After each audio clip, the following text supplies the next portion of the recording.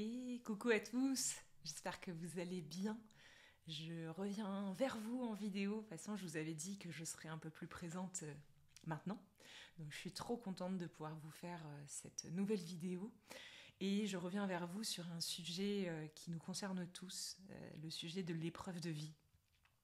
Et c'est vrai que l'épreuve de vie, je vais prendre pas mal d'exemples dans cette vidéo.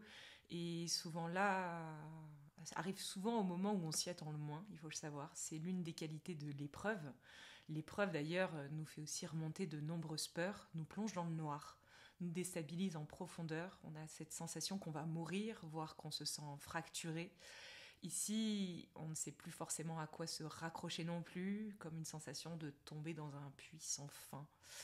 Et l'épreuve, c'est quelque chose que nous partageons tous, puisque je ne connais jusqu'à preuve du contraire encore personne sur Terre qui n'a pas vécu au moins une fois dans sa vie une épreuve. Il en existe plein des épreuves de multiples déclinaisons.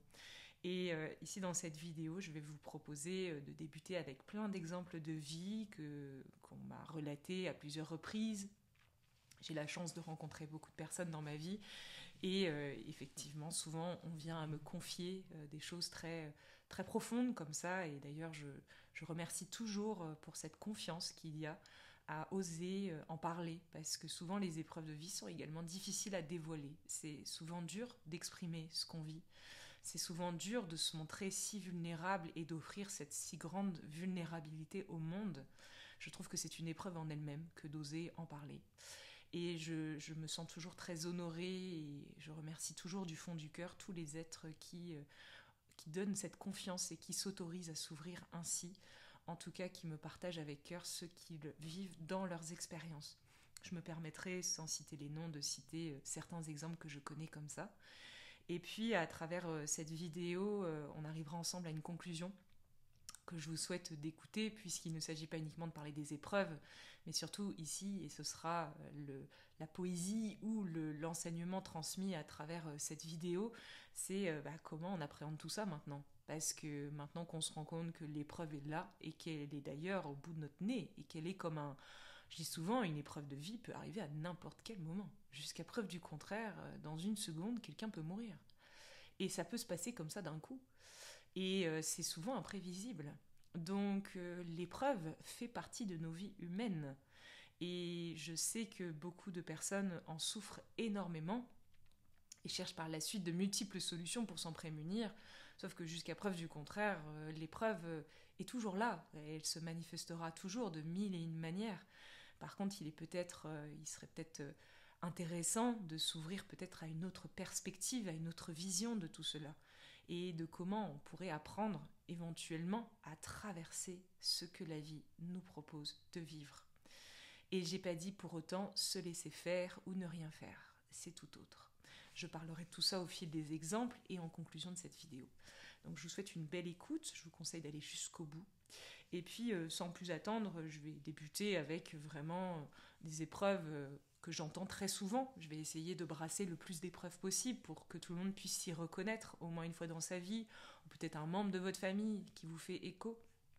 Il y a une épreuve que je vois beaucoup en ce moment sur Terre, c'est l'épreuve de la désillusion. C'est une épreuve difficile à vivre, hein, comme toute épreuve, c'est très dur à vivre en fait. Et c'est absolument pas l'idée à travers cette vidéo de dire enfin bon, c'est facile, vous voyez pas. Alors non, pas du tout. La composante d'une épreuve, c'est qu'on se retrouve complètement désarçonné. Voilà. Si t'es pas désarçonné, c'est que c'est pas vraiment une épreuve, c'est que c'est un inconfort de vie. Voilà. Mais quand tu es désarçonné, que tu te retrouves au pied du mur, que tu n'as plus de solution, parce que l'épreuve, on la trouve là aussi, quand il n'y a plus de solution. Et c'est de ces épreuves-là dont j'aimerais parler, des épreuves sans solution. Parce que tant qu'il y a des solutions, on va emprunter les solutions. Et c'est bien, ce sont j'appelle ça des préparations de terrain, moi. Mais la véritable épreuve, elle est sans solution, en fait. Il n'y en a qu'une de solution, c'est bien sûr s'en remettre à plus grand. Et ça s'apprend, évidemment. Et ça s'apprend grâce à l'épreuve. L'épreuve, et on va le voir au fil de cet exposé, l'épreuve est toujours un apprentissage à nous rapprocher de ce que nous sommes. Parce que quand il n'y a plus d'autre solution que celle de prier, ou que celle de tout simplement s'en remettre à plus grand, eh bien c'est peut-être là qu'enfin nous nous rapprochons de notre essence véritable. Donc j'entends que c'est pas toujours évident à comprendre comme ça de but en blanc, mais je vais essayer de m'exprimer à travers des exemples. L'épreuve de la désillusion, c'est quelque chose que je vois quotidiennement dans mon métier. Mon métier, façon de parler, je rencontre des milliers de personnes tous les ans et la désillusion est une épreuve qu'ils vivent tous. Ils la vivent aussi en présentiel malheureusement. Façon de parler malheureusement parce que c'est magnifique la désillusion. C'est, vous savez, bah voilà, toute ma vie j'ai cru que ça c'était vrai par exemple. Par exemple, j'ai cru, voilà, maladroitement, hein, que bah, quand je gagnerais bien ma vie, bah, je serais heureux. Ou j'ai cru que quand j'aurais des enfants, bah, je serais comblé. Alors, je ne dis pas qu'avoir des enfants ne nous comble pas. Mais je dis juste qu'ici, peut-être que ça comble quelque chose et que ça nous rend heureux au quotidien, c'est pas le sujet, mais peut-être que ça ne vient pas à combler le vide plus profond qui est derrière. J'entends aussi des personnes qui avaient tout misé sur la spiritualité.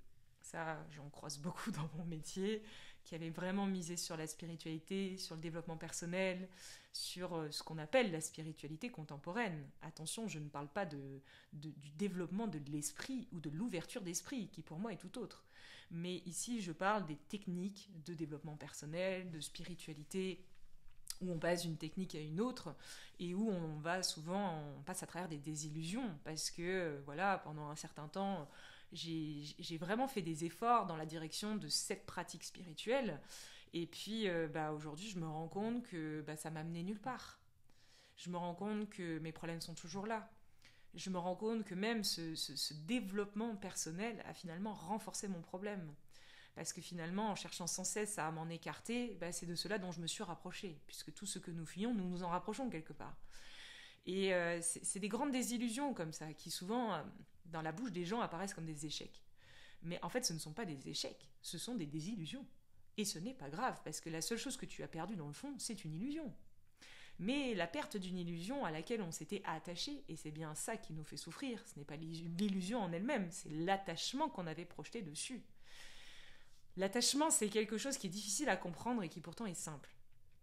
L'attachement, c'est imaginer à l'intérieur de nous que le bonheur, la vérité, la justice, l'amour, les grandes qualités divines, vous voyez, c'est d'imaginer que ces qualités-là, on va les trouver dans la matière. On va les trouver dans les gens. On va les trouver dans des objets. On va les trouver dans des traits de personnalité, dans des réussites. On va les trouver dans des protocoles, dans des méthodes, dans des outils, dans des objets. L'attachement, c'est quelque chose qui fait souffrir énormément de monde. Hein. Et il y a peu de gens qui se rendent compte qu'en fin de compte, la seule chose ici qui t'a fait souffrir, ce n'est même pas la désillusion en elle-même, c'est l'attachement à l'illusion. Parce que la désillusion, ça devrait être une bonne nouvelle. On devrait sauter de joie, en fait, quand une désillusion apparaît. Parce qu'on devrait se dire « Waouh, génial ! Enfin, je vais pouvoir voir les choses différemment. Et cette illusion vient de tomber, et donc je m'ouvre à nouveau à quelque chose de plus grand. » Or, nous, souvent, on vit ça comme une épreuve, parce qu'on était attachés à l'illusion qu'on avait nous-mêmes érigée sans le savoir. On projette dans des gens, souvent, hein, dans des relations, on imagine que cette relation va nous donner le bonheur auquel nous aspirons. Ici, on vient de s'attacher à la relation. Mais si cette personne avec laquelle nous relationnons vient à partir, si cette personne vient à mourir, eh ben nous vivrons une très grande désillusion. Et ce sera une très grande épreuve à vivre. Et l'épreuve que nous sommes en train de vivre, c'est une épreuve de désillusion, mais qui pointe du doigt l'attachement que nous avions.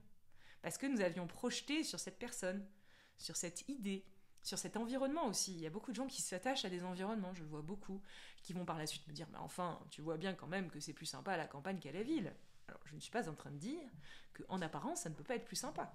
Mais je suis en train de dire ici, plus profondément, que parfois, en s'attachant et en projetant sur des environnements, des qualités de bien-être, par exemple, ça c'est quelque chose que j'entends souvent, on va me dire bah, « Moi, dans cet environnement, forcément, je me sens bien. » Je ne suis pas en train de dire que la campagne n'est pas favorable au bien-être. Mais je suis juste en train de dire qu'ici, si un jour tu dois déménager de la campagne et que tu vas te retrouver en ville, eh ben, tu vas souffrir. Mais en fait, tu ne vas pas souffrir de la ville. Tu vas souffrir de l'attachement que tu avais à la campagne. Et cet attachement, il vient du fait que tu as élaboré, sans le savoir, un lien entre ton bonheur, ton bien-être et ta joie et l'environnement dans lequel tu vis. Dit autrement, tu t'as fait dépendre ce que tu es de conditions extérieures à toi qui plus est, sont impermanentes. Donc forcément, tu souffres. Donc, l'épreuve de vie, elle nous confronte à quelque chose qui nous désillusionne dans certains cas. Et cette désillusion nous amène d'ailleurs souvent en direction, en tout cas nous rapproche de la vérité. Et c'est quelque chose à entendre si des personnes ici qui écoutent cette vidéo vivent ce genre d'épreuve où, vous savez, on se retrouve le cul par terre. Hein. C'est très déstabilisant la désillusion. Quand tout ce que tu imaginais être la source de ta guérison s'effondre. J'ai des personnes comme ça qui sont autour de moi actuellement et qui avaient imaginé que pour guérir, il fallait faire ci, ensuite qui ont essayé ça, ensuite qui ont essayé ça, et puis qui ont fait le tour d'eux-mêmes. Et il n'y a plus rien pour guérir. Et une désillusion énorme, en fait. Et c'est difficile à vivre, parce qu'on se retrouve d'un seul coup sans rien.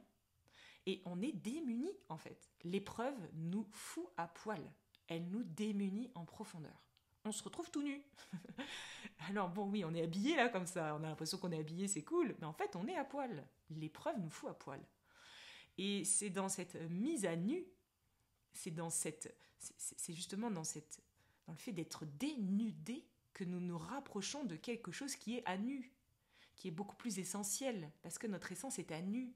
Elle est là, elle n'est pas revêtie par différents filtres et différentes couches.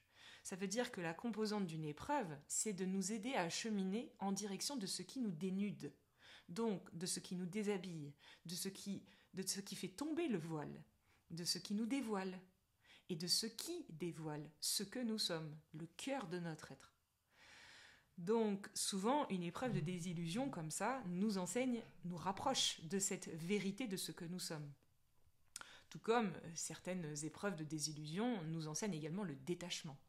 Parce que je parle d'une autre épreuve que beaucoup vivent, et je sais que c'est vraiment dur à vivre, hein, c'est le deuil d'un proche.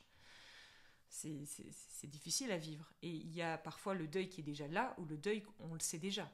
Donc j'avais comme ça une personne que j'accompagne qui nous confiait, et c'était beau hein, d'un certain point de vue, même si c'est douloureux, qui nous confiait que voilà, ils ont appris que son partenaire de vie ou sa partenaire de vie avait un cancer. Et vous savez, c'est délicat quand même comme épreuve à vivre ça. Déjà quand tu peux le vivre aussi avec toi-même, hein, donc j'ai également plein de personnes qui ont des cancers dans mon entourage, qui apprennent qu'ils ont des cancers, et qui se retrouvent face à ça. Avec parfois des discours effectivement scientifiques, très bien conçus, hein, et où on va te parler de protocoles et de temps à vivre, hein, clairement, de temps restant. Et ça, c'est des épreuves qui sont extrêmement dures à vivre. Et c'est aussi dur quand c'est soi ou quand c'est un proche. Enfin, je veux dire, il n'y a pas de degré dans l'épreuve. En fait, le degré d'intensité d'une épreuve dépend de celui qui la vit. Ne dépend pas, on ne peut pas classifier les épreuves par degré d'intensité, puisque cette intensité est propre à chacun, puisqu'elle résonne plus ou moins selon les êtres et selon les compositions qui nous sont offertes à expérimenter dans l'instant.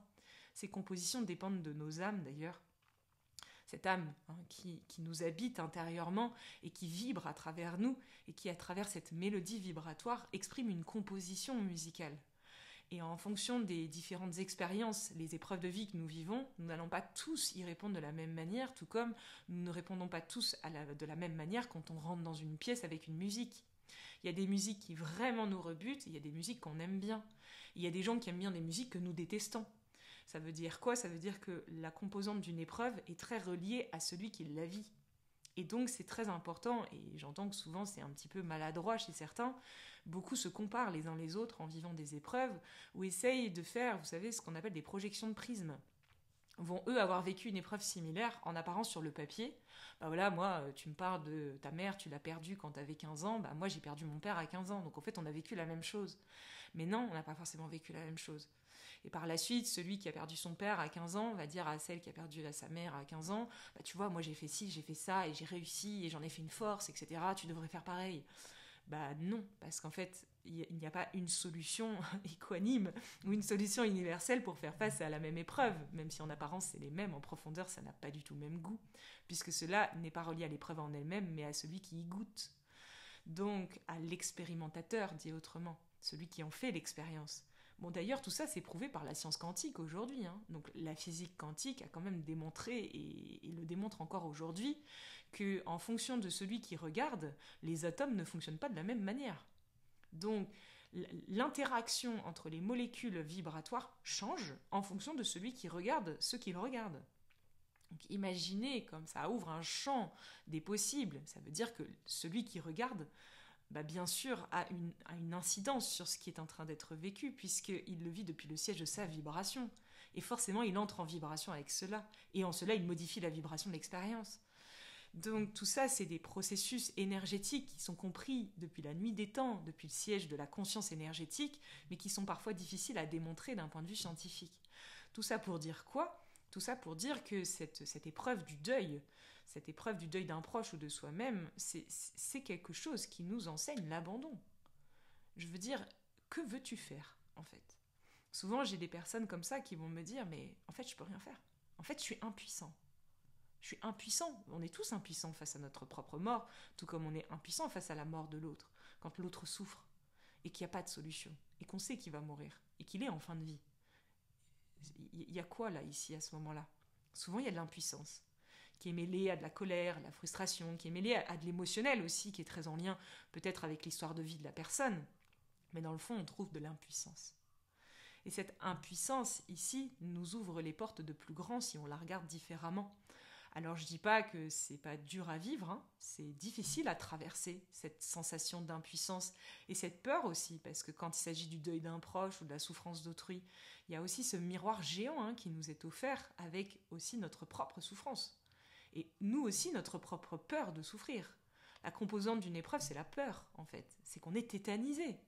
C'est normal, en fait. On se retrouve comme un enfant de 3 ans dans son lit qui tétanise. Et c'est tout à fait normal. Mais ça n'enlève en rien que c'est très difficile à vivre. Mais si on regarde bien, l'épreuve en elle-même, c'est pas tant là où c'est difficile. Ce qui est difficile, c'est les composantes que ça fait remonter à l'intérieur de nous. Ces composantes-là sont souvent les obstacles à toutes ces qualités divines qui ne demandent qu'à éclore à travers nous. Quand on ressent comme ça cette impuissance, cette colère face à un deuil par exemple, quelque part si on apprend à ne pas s'identifier à tout ça, parce que ça a le droit d'exister à travers nous, cette sensation d'impuissance, cette sensation de colère, ça a le droit d'être là. Mais c'est pas mal, et c'est pas bien non plus, c'est ni bien ni mal, c'est là. Ça remonte à la surface. C'est-à-dire qu'on est en train de dévoiler quelque chose. Je dis souvent aux personnes, mais prends-tu conscience de tout ce qui est en train d'être dévoilé à travers toi ? Savais-tu, avant d'avoir expérimenté ça, que tu avais de la colère à l'intérieur de toi ? Savais-tu, avant d'être face à cette épreuve, que tu avais cette grande sensation d'impuissance ou cette peur profonde de la mort ? Savais-tu que tu avais tout ça à l'intérieur de toi ? Et d'ailleurs, souvent, je vais rencontrer des personnes, et c'est là où l'épreuve devient dure, c'est que je vais rencontrer parfois des personnes plus spirituelles qui vont me tenir des discours très affranchis de la peur de mourir, ou très affranchis de la peur de souffrir, ou très affranchis de toute forme de peur comme ça, et qui par la suite sont confrontés à des épreuves de vie qui autorisent cette peur à remonter à la surface. Et dans le fond, ils souffrent pas tant de ce qu'ils vivent, mais ils souffrent beaucoup plus de ce qui remonte à l'intérieur d'eux, et de la désillusion face à laquelle ils se retrouvent à nouveau, entre ce qu'ils pensaient être vrai et ce qu'ils ressentent dans l'instant. Mais ici, cette impuissance, cette colère qu'on peut parfois ressentir, c'est justement un écran, un mur qui était entre nous et nous-mêmes. Parce que cette impuissance, c'est un mur. Cette colère, c'est un mur. Et ces murs qui sont bâtis entre nous, incarnés ici, et notre essence véritable, tous ces murs, il serait peut-être nécessaire qu'ils tombent au fur et à mesure pour pouvoir nous rapprocher. Il ne s'agit pas uniquement de se rapprocher de Dieu, il s'agit ici de traverser les différents murs qui nous en séparent. Et ces murs, ils s'effondrent d'eux-mêmes. L'épreuve, c'est toujours l'annonciateur d'un effondrement. Il y a toujours un effondrement dans une épreuve. C'est un mur qui commence par trembler, puis qui tombe. Et d'un certain point de vue, du coup, si on le voit sous un autre angle, l'épreuve nous rapproche toujours de ce que nous sommes. Mais tout dépend de comment elle est perçue, tout dépend de l'observateur. Puisque si l'épreuve est vue comme une malédiction, j'ai des exemples de vie très difficiles, où il y a eu des erreurs médicales, où la personne, même j'ai un membre de ma famille, c'est ça qui s'est produit pour elle. Elle est allée à l'hôpital pour changer une prothèse, pour mettre une prothèse de genou, et elle n'en est jamais sortie. Voilà. Et quelque part, on a su que c'était une erreur médicale, et quelque part, on peut vite se dire, oh là là, c'est les médecins le problème. Ils ont fait une erreur. C'était tout ça, c'était ci, c'était ça. Et là, on passe à côté de l'épreuve. Parce qu'en vérité, si on regarde bien à l'intérieur de nous, qu'est-ce qui remonte à ce moment-là? Tout dépend de l'observateur. Ça peut faire remonter de l'inquiétude. Parce que toi-même, tu te dis, attends, si un jour je vais à l'hôpital pour une prothèse ou un truc bénin, je peux ne pas en sortir. Donc ça peut faire remonter de la peur. Ça peut faire remonter de la colère, de la souffrance. Quand c'est ta maman qui n'est pas revenue de l'hôpital parce que tu comprends, elle allait mettre une prothèse de genou, elle n'en est jamais revenue, je peux comprendre cette colère qui s'offre à l'être. Mais cette colère qui s'offre ici dans l'instant, est-ce qu'il est pour autant nécessaire de la prendre et de la projeter sur le corps médical? Ou est-ce que, même si en apparence cela semble être de leur faute, ou est-ce que ça ne pourrait pas être plus élevant quelque part d'un certain point de vue, et donc plus difficile aussi? Il faut savoir que la voie qui nous élève est souvent plus dure que la voie qui nous enferme. La voie qui nous enferme est souvent facile, on va prendre cette colère, on va la projeter sur le corps médical et on va dire que c'était de leur faute. Mais la voie de l'esprit nous élève et nous rend la voie plus difficile, il faut le savoir. Et c'est vraiment dans cette sagesse de se dire, mais en fait, peu importe, que ça soit de la faute du corps médical, que ça soit de la faute de n'importe qui d'autre en apparence, ça n'enlève en rien que là, dans l'instant, je suis en train de goûter à quelque chose que j'ignorais à mon sujet. Je suis en train de goûter à quelque chose qui s'exprime à travers moi, et donc c'est bien de moi dont on parle. Et soit je vois ce cadeau ici qui m'est offert, ce dévoilement intérieur qui m'est offert, et j'ose à croire que ce dévoilement, si j'accepte de l'entendre et que j'accepte de reconnaître que quelque chose a quelque chose à me dire, et que même il n'y a même pas besoin de comprendre ce que ça a à me dire, mais tout simplement de s'offrir à cette éventualité que ce qui remonte à travers nous a juste besoin de remonter pour s'offrir et pour pouvoir peut-être passer à une autre expression. Ce que nous gardons à l'intérieur de nous tapit à l'intérieur de nous. Tout ça, c'est vibratoire. Et par la suite, cette vibration, elle se danse à travers nous, à travers des émotions, à travers des pensées, à travers des facettes de personnalité. Ça se danse comme ça à travers nous. Mais tant que c'est enfoui à l'intérieur de nous, enfui aussi par la même occasion, mais tant que c'est enfoui en dessous, on sent à l'intérieur de nous qu'il y a quelque chose qui nous empêche d'aller en profondeur. On voit bien qu'on est à la surface, on est des êtres de surface, et qu'on a du mal à envisager la profondeur des choses. Parce qu'entre moi et la profondeur, il y a des couches enfouies. Quand une épreuve arrive, elle autorise cette couche qui était enfouie à remonter. On appelle ça un dévoilement. Comme quand on tire une chasse d'eau, en fait, ça remonte d'abord, ça s'offre, et ensuite ça redescend, et ça digère. Sauf que souvent, dans l'épreuve de vie, et j'entends que c'est difficile, et c'est souvent maladroit, quand ça remonte, ce qui remonte à l'intérieur de nous est tellement insupportable à voir, à ressentir, à admettre. On s'identifie tellement aussi à tout ça, alors que c'est pas ce qu'on est, évidemment. C'est un jeu vibratoire qui s'offre à travers nous, c'est en aucun cas ce que nous sommes, et c'est en aucun cas de notre faute, ni de la faute des autres, du coup, par la même occasion. Mais au moment où tout cela remonte, ça devient tellement insupportable, impénétrable de supporter cette douleur ici, cette difficulté, cet inconfort qu'on va ressentir dans notre chair, dans nos chairs, qu'on va trouver des solutions pour trouver des coupables, pour se soulager en fait. Pour me soulager de ce que je ressens dans cette épreuve, je vais en vouloir à la terre entière. Je vais en vouloir à un tel. Je vais projeter ça sur cette personne. Je vais m'alcooliser. Je vais chercher de quoi me soulager. Et en vérité, souvent, je passe à côté de l'épreuve. Parce que si tout simplement j'avais la présence d'esprit, et j'entends que c'est pas toujours évident et que c'est quelque chose qui se cultive avec le temps, mais si j'avais la présence d'esprit à ce moment-là de me rappeler que ce qui s'offre à moi n'est pas moi, que ce qui se dévoile est un mur qui faisait obstruction au passage entre moi et moi, parce qu'il y a un chemin qui nous ramène à ce que nous sommes. Mais ce qu'on nous dit que très rarement, on le dit poétiquement, on va dire le chemin est semé d'embûches. Mais c'est pas un chemin semé d'embûches, c'est juste que sur ce chemin, on va rencontrer de l'information. Et cette information, au fur et à mesure, elle va se dévoiler. Et elle va être facilitée dans son dévoilement par une épreuve de vie. Sauf qu'au moment où ça se dévoile, la tentation sera grande de se laisser glisser sur cette voie de la facilité qui viendrait à nous soulager, d'oser à croire que c'est de la faute des autres. Alors que, en apparence, ça peut être de la faute des autres, c'est pas le sujet. Et il y a des épreuves de vie où ça semble être réellement le cas. Je prendrai d'autres exemples après. Évidemment, j'entends déjà les pensées des gens qui m'écoutent et qui se disent « Oui, mais qu'est-ce qu'elle raconte, elle? Et si moi, je subis une violence physique, c'est pas de la faute de celui qui m'a tapé quand même, là ?» Évidemment qu'en apparence, cela semble être le cas. Mais parfois, pour autoriser certaines informations à remonter à la surface de nos êtres, il faut parfois des manifestations dans la forme, des composantes dans la matière, qui semblent être des composantes où cette personne me fait du mal. Mais ici, j'appelle peut-être à oser, parce qu'il faut oser le faire. Et c'est dur d'oser. Hein. Il faut essayer peut-être d'oser à croire que tout cela nous est offert pour autoriser quelque chose en profondeur que nous souhaitons tous dans le fond. Qui n'aspire pas au fond de son cœur à se rapprocher en direction de son essence véritable?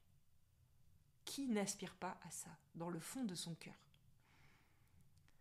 Toutes nos prières, toute notre vibration, toute notre intériorité, notre monde intime s'articule autour de ça.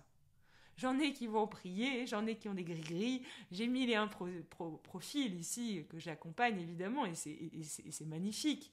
Mais quand on bascule dans l'intimité d'un être, on rencontre chez tout le monde cette flamme. Cette flamme appelée de mille et une manières d'ailleurs, hein, et qui d'ailleurs souvent est cachée, parce que ça nous fait peur, parce qu'on n'ose pas, parce qu'on se dit « Oh là là, je suis un peu bizarre là avec mes petits gris-gris, mes petites prières. Je suis un peu bizarre de penser qu'il y a peut-être une main divine qui régit tous les plans. » J'ose pas trop le dire parce qu'on va me prendre pour un fou. Mais dans le fond du fond, cette flamme, elle est bel et bien là quand même. Si cette flamme est là et qu'elle appelle, eh bien naturellement, elle appellera à ce que tous les obstacles, tous les murs entre elle et ce que nous vivons dans l'instant puissent tomber, pour que nous puissions nous fondre en son sein, entrer en état de communion dans cette flamme, dans ce feu divin, dans l'essence de ce qu'on est, dans notre nature véritable, dans l'amour pour certains, dans Dieu pour d'autres. Ici, si cette aspiration est ce qui dessine, ce qui semble dessiner le grand dessin humain incarné ici sur ce plan, eh bien tout naturellement des épreuves seront présentes dans nos vies. Mais j'entends qu'il y a des épreuves qui nous inviteront à aller encore plus en profondeur. Et j'aimerais vous en parler. Les épreuves qui vont nous aider à aller encore plus en profondeur sont celles où nous n'avons plus de solution. J'avais comme ça récemment une personne qui participait à un stage et qui me disait « Tu vois, moi Charlotte, ce qui est difficile, c'est que j'ai une maladie. On ne sait pas vraiment ce que j'ai. On ne l'a pas vraiment diagnostiqué. Ça fait 15 ans, 20 ans que ça dure. On a fait le tour de tous les médecins, de tous les machins. Et en fait, il n'y a pas de remède. Et en fait, c'est pas tant la maladie en elle-même. C'est que tu vois, en fait, tous les jours, j'ai mal. En fait, tous les jours, j'ai mal. Et ça, si c'est pas une épreuve à vivre, je veux dire, c'est quoi? C'est vraiment dur à vivre, ça. Hein. J'ai mal. Ouais. Ouais. J'ai des parents aussi, hein, qui parfois ont des enfants qui souffrent. Ça, c'est aussi des épreuves intenses à vivre. Hein. Quand ton enfant est à l'hôpital et que tu sais pas s'il va mourir, pas mourir, qu'ils savent pas diagnostiquer ce qu'il a, mais qu'en fait, il a mal, bah, c'était totalement... Enfin, c'est vraiment dur à vivre, ça.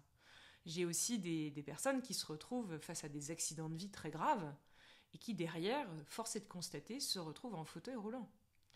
Et ça, c'est aussi dur à vivre, je veux dire.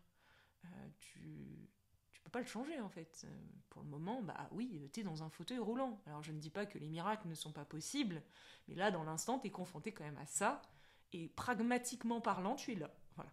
Et les autres courent dans les champs, et toi, t'es dans ton fauteuil roulant. Enfin, voilà.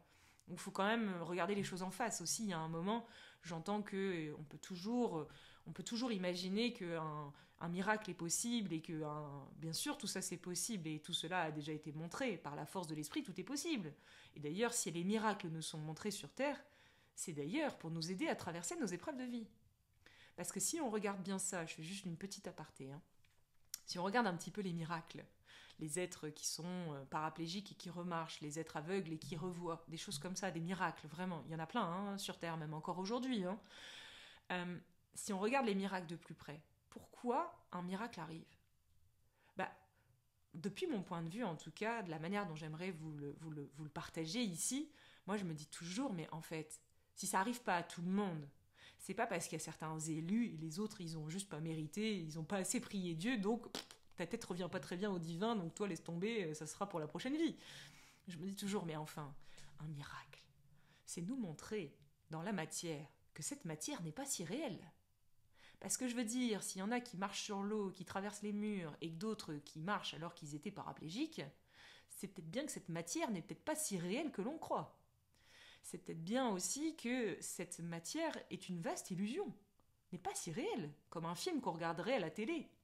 Parce que si cette matière était bel et bien réelle, tangible, dure et solide, excusez-moi, mais je ne pense pas que nous pourrions la modifier de cette manière. Si la matière était figée dans le marbre, eh bien le marbre demeurerait point barre. Or, ici, les miracles d'aujourd'hui et d'hier nous montrent ô combien cette matière n'était pas telle qu'on l'avait imaginée. Et qu'elle est bien sûr pénétrable. Donc, c'est peut-être pour nous inviter à traverser les épreuves avec plus de recul. Parce que j'entends que, oui, et j'y viens justement, dans certaines épreuves, il y a des gens qui nous font du mal, en fait.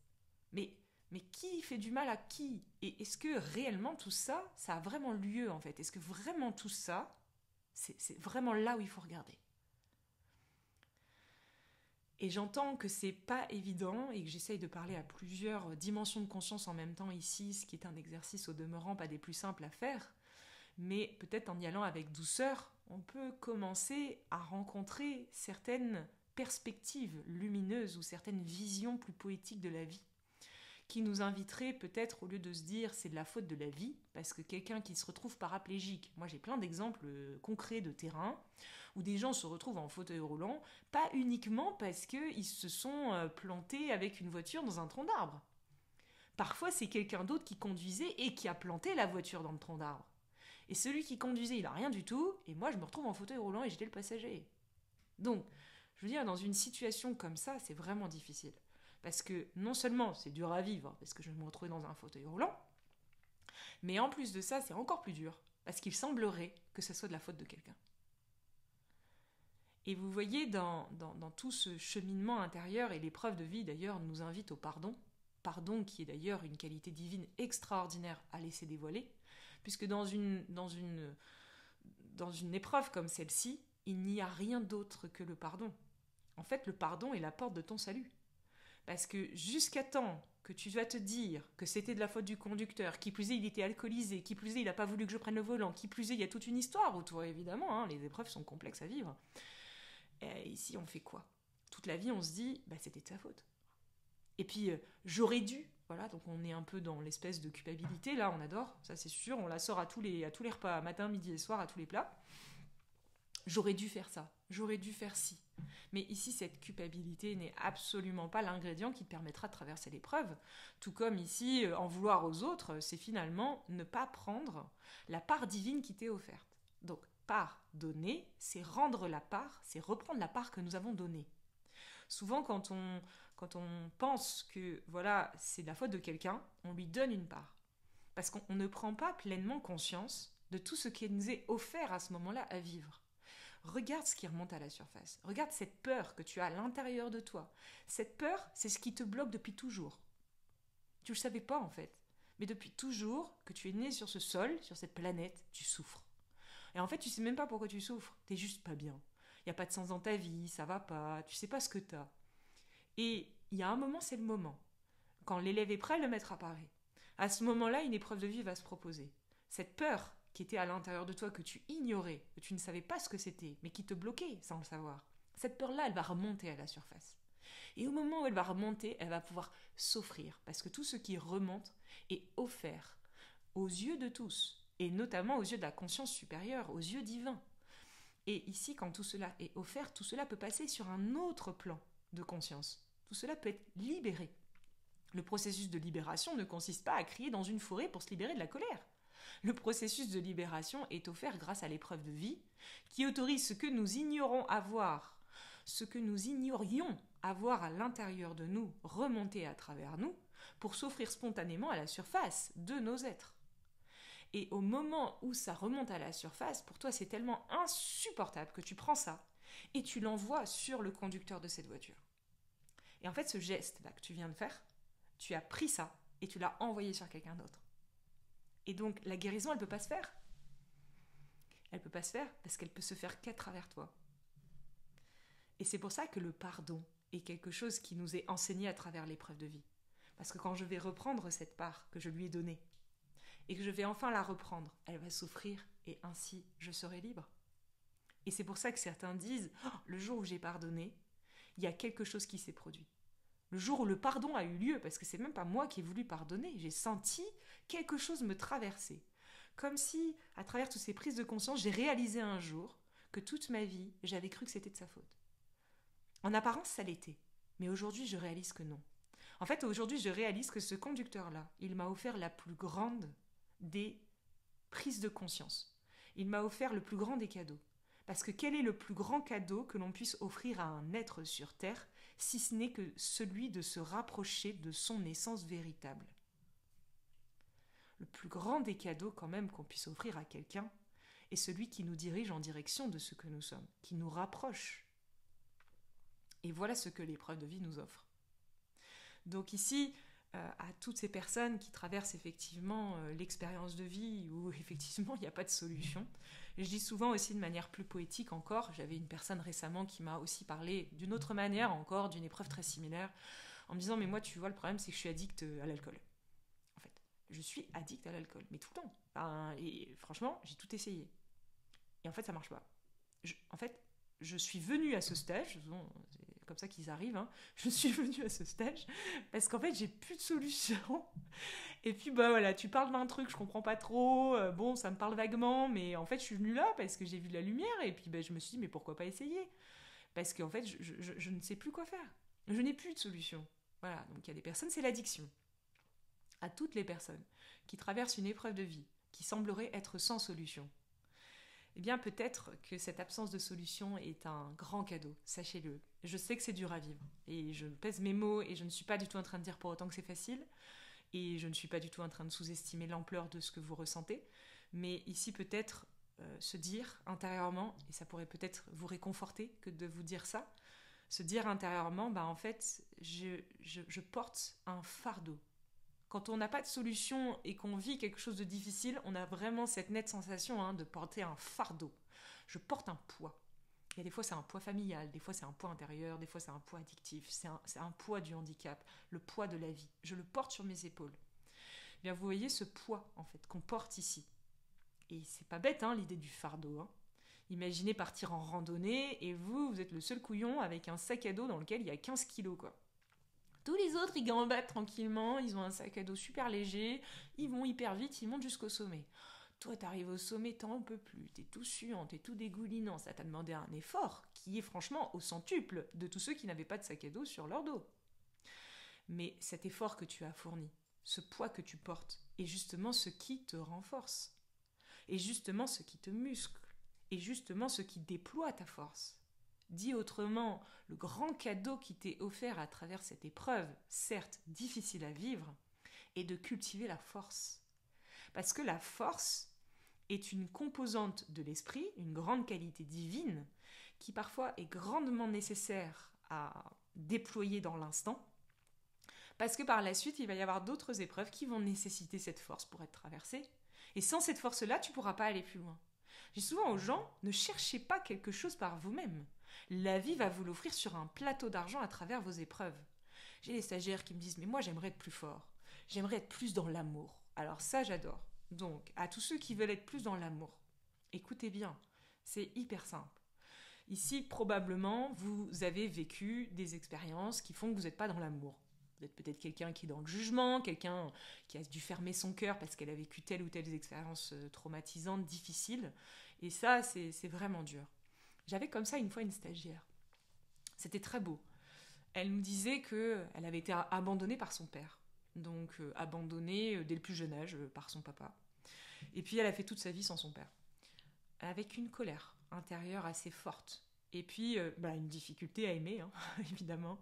Parce que la colère nous empêche d'aimer, ça, c'est toujours très clair. C'est en tout cas l'identification à la colère ou prendre la colère pour vrai nous éloigne sans cesse de l'amour. Même si ce n'est pas la colère en elle-même le problème, à nouveau, j'y mets toujours beaucoup de nuances. Ici, elle était très en colère, elle n'avait pas compris cette expérience dans sa vie, c'était difficile pour elle. Et quelques années plus tard, elle a eu un enfant, une fille, je crois. Et puis, il s'est retrouvé que par un jeu de hasard total, évidemment, elle se retrouve un jour, je ne sais plus comment dans l'histoire, mais je vous la fais en version comme je m'en souviens, elle a un jour un SMS, ou c'était sur Facebook, ou je sais plus comment, et c'était son papa, en fait, qui la contacte, et qui lui dit je t'ai retrouvé, c'est marrant, on habite juste à côté l'un de l'autre. Et effectivement, ils habitaient juste à côté l'un de l'autre. Et quand elle reçoit ce message, elle, c'est la colère totale. C'est quoi ce gros connard qui refait surface, il nous a abandonnés, parce qu'en plus, dans le message, gentiment, il lui disait bah, si tu veux, on se revoit en fait, on est voisins. On peut s'appeler, on peut se revoir peut-être. Et elle était vraiment en souffrance avec ça. C'était vraiment difficile d'imaginer ça. Surtout que, bon, dans l'histoire de sa vie, il y avait eu beaucoup de choses. Et il y avait beaucoup d'informations qui avaient été mélangées. Donc, notamment une enfance difficile, il y a eu de l'abus sexuel, il y a eu des choses comme ça dans son enfance. Donc, parfois difficile de savoir quoi de qu'est-ce de où. Hein, voilà. Où les parents, sa maman avait dit des choses et elle ne savait pas si c'était vrai, faux. Tout ça mélangé. Voilà. Et c'est ça qui est aussi toujours très difficile. Hein. Et puis donc elle arrive et elle nous raconte tout ça, et très en colère, très sûre de bah non mais faut pas que je le fasse en fait. Hein. Et puis je lui dis comme ça, très, très évasivement, hein, comme une suggestion, attention, jamais imposer quoi que ce soit. Je dis tu sais, on peut peut-être voir les choses autrement. Peut-être que c'est autre chose en fait qui est là. Peut-être que c'est peut-être pas ce qu'on t'a raconté. Je lui dis si tu veux je te raconte une autre histoire moi. Juste, je lui ai raconté une autre histoire. Je lui ai dit, tu sais, peut-être que ton papa, il a pas fait ça, en fait. Et peut-être qu'il t'a abandonné, non pas parce qu'il t'aimait pas, mais peut-être qu'il t'a abandonné parce qu'il avait pas d'autre choix. Et que c'était peut-être pas du tout par gaieté de cœur. Et que c'était peut-être pas du tout intentionnel. Et que c'était peut-être pas du tout méchant. Parce que le problème, c'est que souvent, on associe des gestes à de la méchanceté. Mais je peux vous assurer, pour avoir entendu beaucoup d'êtres se confier auprès de moi, qu'il y a certains gestes qui ne sont pas du tout le reflet de méchanceté, que parfois on abandonne un enfant non pas parce qu'on est méchant, mais parce qu'on n'a pas le choix, et parce que justement on veut son bien, et que on sait, j'ai des stagiaires qui savaient être un danger pour leurs enfants, qui représentaient un danger pour leurs enfants, et qui ont préféré la sécurité pour leurs enfants. J'avais des personnes aussi qui reconnaissaient avoir des addictions très très fortes et dans des délires addictifs forts pouvaient être violents. Et qui, du coup, par présence d'esprit, faisaient d'autres choix qui peuvent sembler s'apparenter à des choix violents et méchants, mais en fait pas forcément. Et il y a plein de trajectoires différentes. En fait, je pense que dans la vie, il faudrait peut-être apprendre à écouter un peu mieux et ouvrir son esprit, parce qu'on a tendance sans cesse à associer, de manière très réductrice, hein, souvent, à associer certains actes à des conclusions. En fait, on banalise et on classifie des actes en les rangeant dans des cases. Et par expérience, les cases ne sont pas vraiment vraies, hein. Pas toujours en tout cas. Hein. C'est pas des équations véridiques, hein, cette affaire. Il y a vraiment, vraiment, vraiment mille et un cas de figure.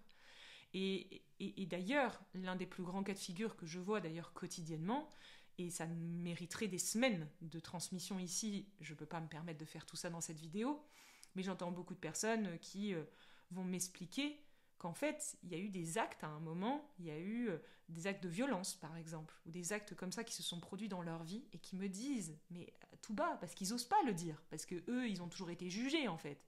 C'était des méchants, ils ont fait du mal, ils ont tapé.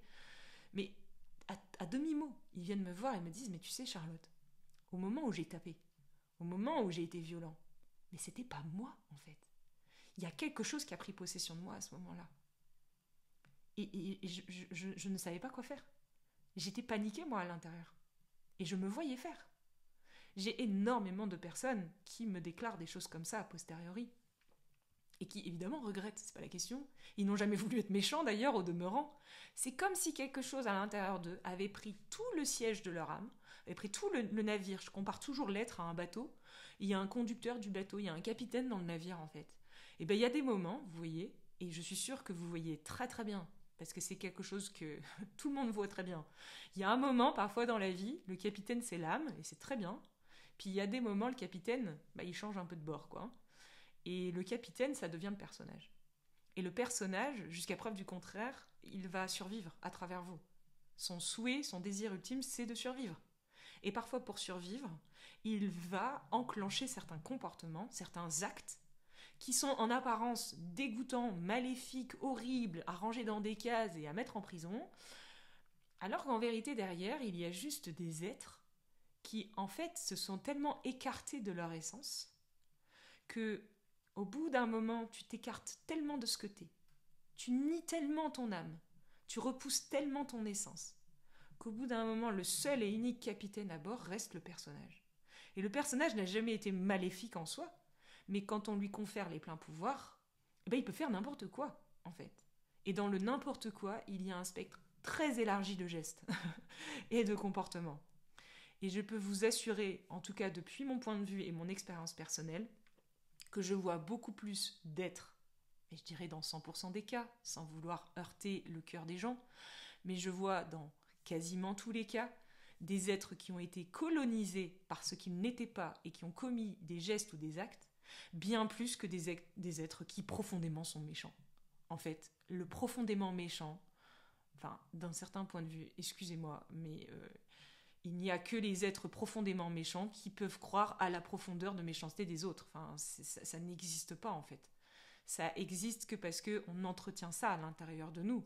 Mais si on apprenait à voir plus loin, on comprendrait que derrière cet écran-là, il y a autre chose. Et qu'il y a toujours une étincelle divine derrière. Cette étincelle, elle est présente chez tous les êtres en fait. Mais c'est sûr que si on n'a pas appris à l'apercevoir chez soi ou à venir se loger en son sein à l'intérieur de cette petite flamme, c'est évident que ça va être complexe parfois face à certaines catégories de personnes, ou face à certaines gestuelles, ou face à certains passés historiques présents chez des gens. Ça va être compliqué de les appréhender sous cet angle. Et pourtant, cet angle, et je dirais même plus, le plus grand des amours que l'on puisse offrir au monde, il est inconditionnel. Et dans inconditionnel, on entend sans condition. Ça veut dire qu'ici, toi, tu te dis, lui, il a eu tel acte dans sa vie, du coup, je l'aime pas. Enfin, je veux dire, si la nature de notre être est l'amour inconditionnel, c'est peut-être pour nous inviter à oser à croire qu'il existe effectivement une version de vision intérieure, un espace à l'intérieur de chacun d'entre nous, depuis lequel l'amour inconditionnel est le seul et unique maître à bord. Peu importe les actes qui ont pu être commis, en fait. Tout est pardonnable, d'un certain point de vue, même si ça ne l'est pas toujours dans la forme, mais ça peut l'être en esprit. Et ça, je mets parfois des semaines à expliquer ça en stage, parce que c'est complexe ces notions. Et ici, j'avance sur un fil de rasoir, comme vous voyez, parce qu'on vient toucher à des épreuves de vie où il y a effectivement beaucoup de sujets dans un sujet. Mais ce que je peux dire, là, ici, de manière très courte et succincte, c'est qu'on fait des dérapages, en fait. On manque parfois cruellement de discernement et on confond un petit peu les choses. Dans la matière, il y a des actes qui sont terribles et qui sont impardonnables par nature. Mais c'est pas parce que dans la matière, ces actes-là ont eu lieu qu'on ne peut pas les pardonner en esprit. Et moi, ce dont je parle ici, c'est le pardon en esprit. Même si, potentiellement à terme, ça peut pardonner dans la forme, mais pas forcément d'ailleurs. Le pardon, celui qui libère, il est en esprit. Il n'est pas forcément dans la forme. Et c'est parce qu'on mélange sans cesse le fond et la forme qu'on a mélangé les concepts. On pense que pardonner, ça veut dire faire un câlin à celui qui t'a fait du mal. Mais faire un câlin à celui qui t'a fait du mal, déjà, c'est pas forcément possible. Parce qu'il ne faut pas oublier que celui qui t'a fait du mal dispose toujours de son libre arbitre. Et parfois, lui, dans sa réalité, il n'a pas du tout envie de ton câlin, en fait. Il n'a pas du tout envie de te voir, et il t'aime pas du tout, en fait. Et toi, tu voudrais qu'il te pardonne, mais il va pas forcément te pardonner. Tout comme toi, tu vas pas forcément y arriver non plus, ou toi, t'es animé par ça, mais en face, il n'y a pas forcément la réponse. Parce que le pardon, les qualités divines, ce que nous sommes, est en esprit, il n'est pas en forme. Même si tôt ou tard, il peut se dessiner à travers des formes. Mais c'est pas forcément le cas, il faut le savoir déjà, pour commencer. Donc, ici, comprenons bien, dans cet exemple, pour aller jusqu'au bout, elle était très heurtée par ça. Et donc, je lui ai raconté une toute autre histoire. Juste, pas parce que j'avais raison, ou parce qu'une autre histoire était vraie ou fausse, mais juste pour faire entendre, à l'être, que peut-être l'histoire à laquelle elle s'était attachée n'était peut-être même pas vraie. Qu'en fait, on pouvait recomposer les choses. Et d'ailleurs, je dis souvent aux personnes que j'accompagne, est-ce que vous avez déjà remarqué un truc? Quand vous racontez l'histoire de votre vie, avez-vous déjà remarqué que vous la racontez de mille et une manières? Et que parfois, vous la racontez de façon comme ça, et puis ensuite, 5 ans plus tard, vous la racontez complètement différemment. Et pourtant, c'est la même histoire. Alors pourquoi certains chapitres évoluent en cours de route alors que c'est la même histoire? Parce qu'on évolue. Donc, ici, ça veut donc dire que même la même histoire, elle change. Donc imagine si en plus c'est même pas la bonne histoire au point de départ. Imagine comme c'est dommage en fait. Et je lui ai dit ça, je lui ai dit c'est dommage. En fait c'est dommage de pas répondre à l'appel. Parce que t'en sais rien après tout. Tu le connais pas ce monsieur. Et la fin de l'histoire c'est qu'elle y est allée et qu'elle a vécu un joli grand moment d'ouverture intérieure. Ça a été magnifique pour elle. Parce qu'elle y est allée justement depuis ce regard, depuis cette perspective de bah non en fait, en fait naturellement la vie à travers cette expérience m'offre quelque chose à entendre. Et moi ici, je vais accepter de vivre cette expérience jusqu'au bout. Le plus dur pour moi là dans l'instant, c'est d'aller le voir. Parce que ça serait plus facile de l'envoyer chier et de le rendre responsable de mon malheur. Parce que vu qu'il m'a abandonné, derrière j'ai été comme ça, puis ensuite j'ai vécu ça. Et à cause de son abandon, toute ma vie a été niquée. Et c'est quelque chose que j'entends très souvent. Puisque cette personne m'a fait du mal, aujourd'hui je suis quelqu'un qui... Mais non en fait. Enfin vraiment, oui d'un certain point de vue, mais non depuis un autre, vraiment. Et donc ici, elle a osé à croire que c'était possible. Elle a osé traverser cette difficulté et cette peur qu'elle avait de le revoir dans le fond, en fait. Parce que dans le fond, vous savez, je pense qu'on a peur dans le fond de rencontrer l'évidence que depuis le point de départ, nous sommes tous des anges. Et ça, c'est une évidence qui effraie tellement de gens, de pouvoir un jour te confronter à l'évidence que tu avais imaginé que cette personne était méchante, qu'elle avait fait ci, qu'en fait c'était vraiment violent, que ceci, et que c'était le cas, vraiment en apparence. Mais qu'en vérité, dans le fond du fond, déjà ce qu'elle a fait est souvent un miroir de quelque chose que toi-même tu exprimes dans ce jeu vibratoire intérieur, mais en plus de ça, derrière cette action, il n'y a que de l'amour. Parce que c'est l'amour qui anime tous les plans. Mais l'amour, il est derrière, il n'est pas forcément au devant de la scène. Derrière, c'est quoi ? Derrière, c'est le pardon. Derrière, c'est la réconciliation. Derrière, c'est la joie. Et pourtant, devant, c'est l'abandon. Ça veut dire qu'ici, on peut faire de la plus grande épreuve de vie et de la plus grande difficulté une très grande source lumineuse. Parce qu'en fait, elle a toujours été la source lumineuse. Parce que depuis le départ, cette grande lumière, cette grande incandescence, l'expression, cette intelligence, ce que nous sommes, est toujours là. Mais c'est juste que ça passe à travers des voiles, ça passe à travers des bulles, et ça se déforme. Et ça se déforme et ça nous présente des formes qui n'ont rien à voir avec la forme divine. Et nous, ces formes qui n'ont rien à voir avec la forme divine, on reste pointé devant, en se disant c'est de la faute de cette forme, dit autrement c'est la faute de mon père. C'est bien dommage, parce que si tu avais la sagesse de lire l'énergie qui sous-tend cela, tu rencontrerais ce que tu es. Parce que dans l'épreuve de vie, c'est bien ce que tu es que tu rencontres à chaque fois. Si tu oses à le croire, que c'est possible. Donc ici, voilà un petit peu des épreuves de vie que j'entends souvent. Alors, je vais en citer une dernière parce que je l'entends de plus en plus souvent, c'est l'épreuve relationnelle. L'épreuve relationnelle, elle est dure. J'avais récemment une stagiaire qui me disait voilà, moi c'est compliqué, je suis en instance de divorce. Et en fait, mon ex est devenu fou. Bon, bien sûr, on entend toujours le mot à la mode au milieu. Un pervers narcissique, c'est toujours mieux. Donc, merci l'étiquetage au passage. Parce que je tiens à dire au passage que le pervers narcissique est une magnifique manifestation du petit pervers intérieur présent chez tout le monde, c'est-à-dire celui qui nous pervertit sans cesse, c'est-à-dire celui qui prend le siège de notre âme en permanence et qui a les commandes à bord et qui se fout bien de notre gueule au quotidien. Donc ici, à tous les petits pervers de l'univers, et je m'adresse à tout le monde du coup, entendez, l'épreuve relationnelle ici en question, c'était effectivement, derrière, divorce compliqué, pervers narcissique, avocat, tribunal et tout le pintouin et tout machin, injustice, alors ça c'est quelque chose que aussi je côtoie beaucoup, injustice totale, méchanceté, mensonge, voilà, bref, vous voyez la scène ? Difficile à vivre effectivement, on n'est pas du tout en train de dire que c'est facile, jamais. Et puis cette personne était totalement désemparée et me dit mais qu'est-ce qu'il faut que je fasse ?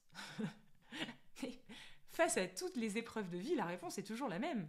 Traverse l'épreuve. Mais qu'est-ce qu'il faut que je fasse ? Mais comment ? Mais traverser, ça veut dire quoi ? Mais traverser. Imagine, tu es dans un bateau et tu traverses entre deux berges. Comment tu vas faire pour traverser si tu restes devant, à te dire Qu'est-ce que ça veut dire? Qu'est-ce que je dois comprendre? Comment je dois faire? Comment je dois réagir? Nanana. Vous voyez ça? Pour moi, ça, c'est l'expression d'un être qui reste sur la berge. On reste sur la berge, on regarde l'épreuve qui est au milieu du couloir, là, comme ça, et on l'étudie. Comment je dois agir, comment je dois lui répondre, voire même on lui répond, et on fait ci, on fait ça, et on essaye ci, on essaye ça. Mais en vérité, tout ce qu'on essaye ici, voilà, de mille et une manières, on l'essaye sur l'épreuve. Donc ça veut dire qu'on n'est pas en train de la traverser, vu qu'on est juste en face. Donc l'épreuve, elle est là c'est ton ex-conjoint, oui, ça arrive évidemment, ça arrive assez souvent sur Terre, malheureusement. Et puis ton ex-conjoint, en fait, finalement, t'es en face de lui depuis le début. Mais tu n'as pas traversé l'épreuve ici, t'es resté juste en face. Mais comment je peux faire pour le traverser, sachant que c'est injuste, c'est pas normal, il agit mal, c'est une mauvaise personne, je vais quand même pas me laisser faire. Mais oui, je comprends, c'est pas du tout ce qu'on a dit, absolument pas, ça c'est pas le sujet en fait. Je te parle ici d'un sujet interne. Donc ce que tu vas faire dans ta vie, oui, tu feras de ton mieux comme tout le monde. Ça, c'est ce que je dis à tout le monde, mais fais de ton mieux enfin. Chacun fait de son mieux d'ailleurs sur Terre. Je n'ai jamais rencontré un être qui ne faisait pas de son mieux. Chacun fait de son mieux tout le temps. Et en fait, tu fais de ton mieux par rapport à ce qui est possible pour toi. Là, dans l'instant, il n'y a rien d'autre possible que de me mettre en colère. C'est de faire de mon mieux que d'être en colère, du coup, en fait. Oui. Là, dans l'instant, j'ai pas d'autre possibilité que de me morfondre et que me mentaliser. Oui, c'est faire de ton mieux aussi, ça, en fait. Et c'est pas le sujet. Parce que peu importe ce que tu fais, c'est pas là où tu traverses l'épreuve. C'est pas dans ce que tu fais que tu traverses. C'est dans ce que t'es. Dit autrement, la dynamique intérieure avec laquelle tu appréhendes cette épreuve de vie. Alors là, oui, ex-mari, pervers narcissique, injustice totale, divorce avec les enfants au milieu, enfin, ça peut être des cas de figure très complexes en plus. Ouais, traverser l'épreuve, ça veut dire quoi?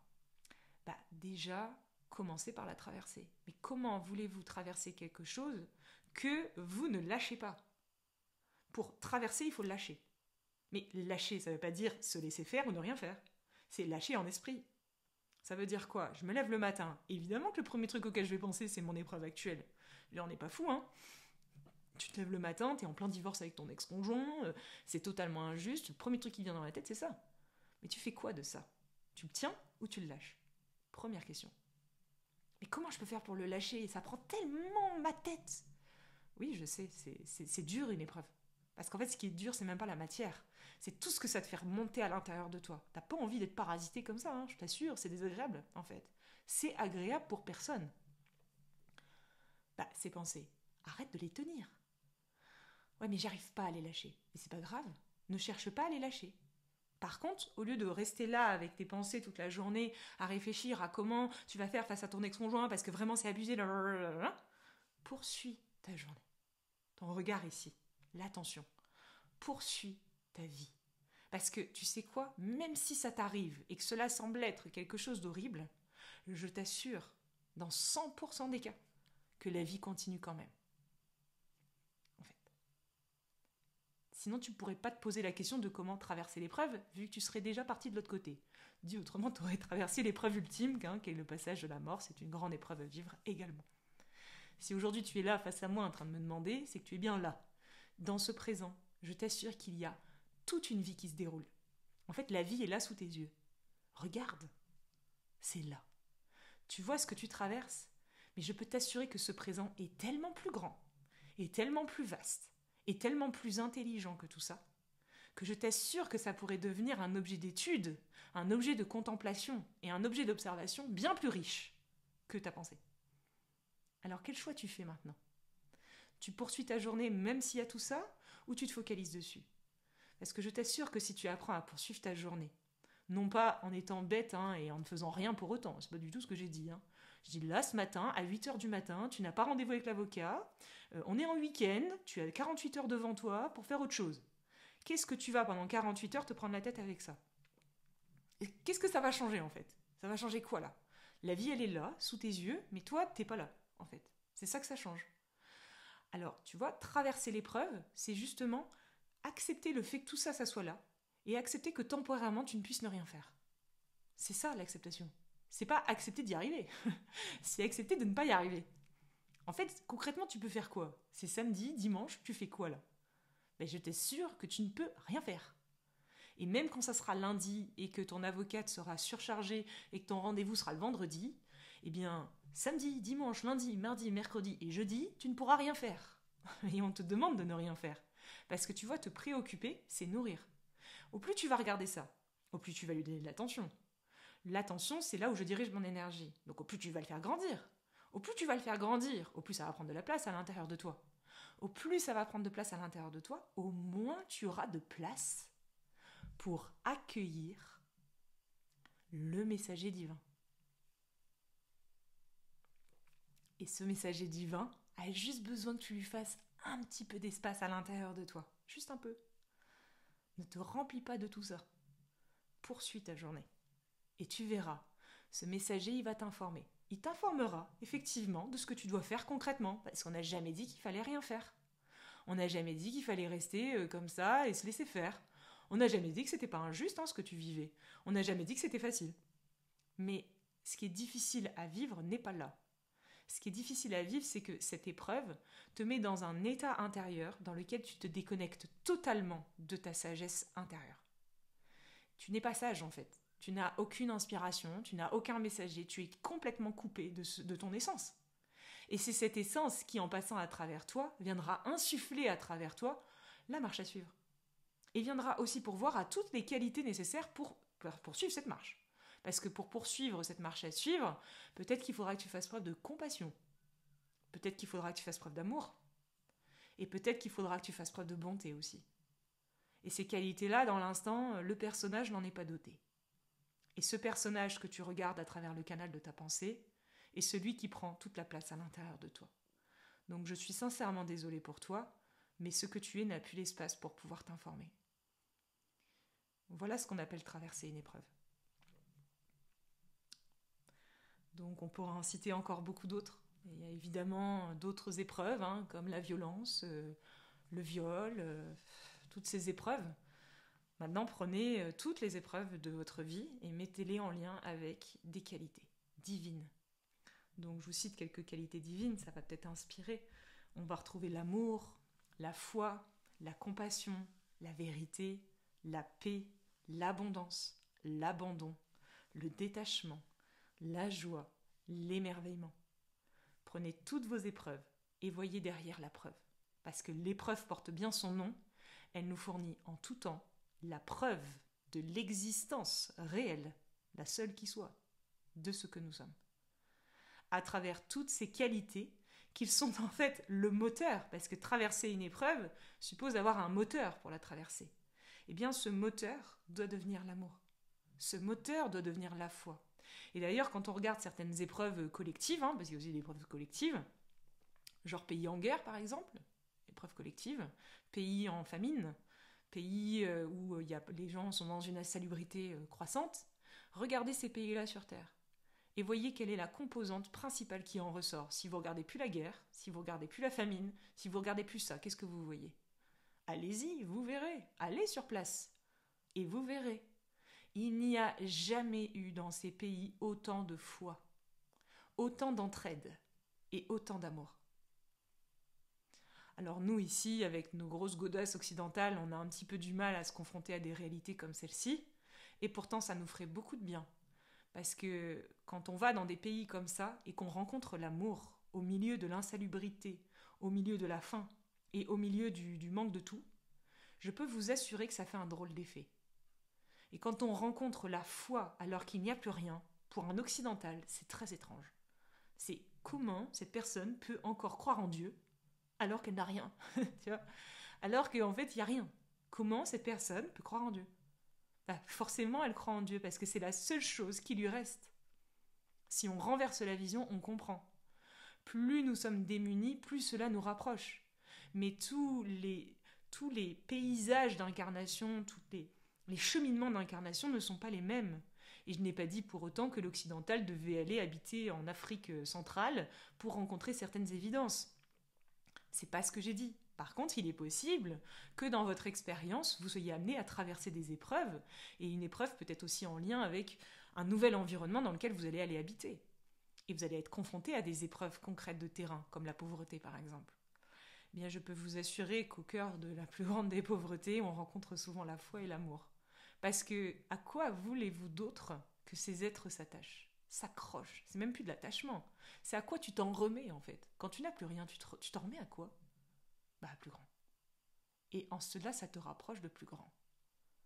Et cette joie, on la voit dans les bidonvilles. Excusez-moi, hein, mais je pense qu'il y a beaucoup d'Occidentaux qui regardent trop la télé et qui vont plus sur le terrain.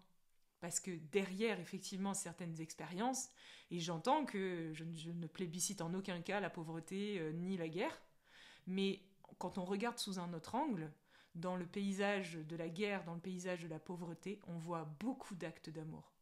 Et parfois, certaines expériences sont nécessaires pour autoriser les êtres à dévoiler cela. Il n'y a jamais eu autant d'ONG, de mobilisation, d'entraide que dans des pays où il y a besoin. Et cette force d'amour qui se déploie, est-ce qu'on la regarde quelques instants? Bah non, on préfère se dire oh là là, quel monde de merde, hein, il n'y a que des trucs négatifs, hein, il y a la guerre, il y a la faim. Bah oui, mais est-ce que tu vois ce qui est derrière? Juste derrière. La force d'amour que cela nous invite à déployer. Est-ce que tu vois le petit mec qui va sauter dans les flammes pour aller chercher le chien qui est dans la fumée là? Est-ce que tu vois le petit monsieur qui passait par là et qui a plongé pour aller sauver la mamie qui se noyait? Est-ce que tu le vois ça en fait?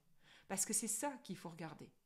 Et le problème c'est qu'on a été tellement éduqués et brainwashés à regarder tout ce qui va mal alors que la beauté divine se dévoile sur un champ de mine et au milieu des plus grands désastres, c'est l'amour qui est là, toujours. Mais puisque nous regardons le désastre et que nous ne voyons plus l'amour qui se déploie, eh bien c'est là où nous nous logeons. Et c'est là où nous restons. Et dans un monde où l'illusion est forte, cela paraît plus facile de regarder là où ça va mal et de se dire que c'est la faute du monde, plutôt que de réaliser que le seul et unique problème est ce qui va mal en soi, et donc ce mal que je perçois. Ainsi va la vie, mais ici, sachez qu'il y a quand même énormément de possibilités en ce sens, et il s'agit juste peut-être de retourner le regard à nouveau. Voilà pour cette très longue vidéo. Je vous souhaite à tous une magnifique journée, et puis je vous dis à très vite pour une prochaine vidéo. Je vous embrasse bien fort.